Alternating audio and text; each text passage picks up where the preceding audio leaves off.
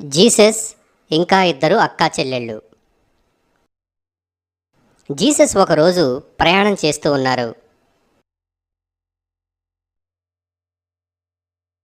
ఆయన బేతనీ అనే ఒక చిన్న గ్రామానికి వెళ్తున్నారు.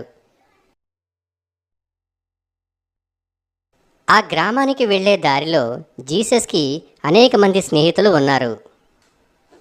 మార్గ మధ్యంలో మార్తా ఇంకా మేరీ అనే ఇద్దరు అక్కా చెల్లెళ్ళు జీసస్ను తమ ఇంటికి ఆహ్వానించారు.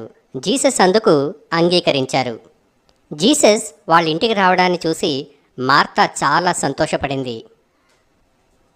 ఆమె అన్నిటినీ శుభ్రం చేయడం మొదలుపెట్టింది.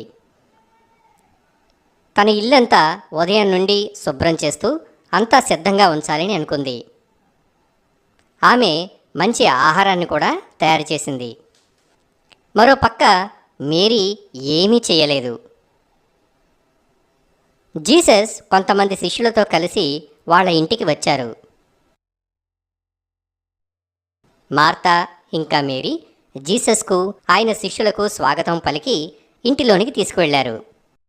మేరీ జీసస్ పాదాల వద్దే కూర్చొని జీసస్ను అనేక ప్రశ్నలను అడగసాగింది.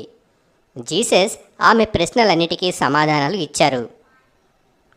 మేరీ ఎంతో భక్తి శ్రద్ధలతో ఆయన చెప్పే విషయాలను వినసాగింది. మార్తా మాత్రం వంటగదిలో వంట చేస్తూ ఉండిపోయింది. ఆమె వంట చేస్తూ ఇలా అనుకుంది, నేను చాలా కష్టపడుతున్నాను, మేరీ నాకు అసలు ఎటువంటి సహాయం చేయట్లేదు, తను కేవలం జీసస్ పాదాల వద్దే కూర్చుంది అని మార్తా చాలా కోపం తెచ్చుకోసాగింది.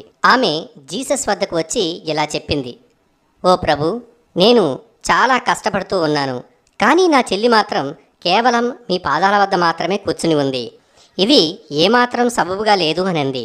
జీసస్ నవ్వుతూ ఇలా సమాధానమిచ్చారు, నా ఉద్దేశంలో మేరీయే తెలివైన పిల్ల, ఎందుకంటే నువ్వు నీ దృష్టిని మొత్తం నీ పనులు చేసుకోవడంలోనే ఉంచావు, నువ్వు నాపై ఎటువంటి శ్రద్ధను పెట్టలేదు, నువ్వు నాతో సమయాన్ని గడిపే బదులు నీ పనులలో ఉండిపోయావు, ఇవన్నీ నాకు ముఖ్యమైనవి కాదు, నేను చెప్పిన వాక్యం వినడమే అన్నిటికంటే ముఖ్యమైన పని.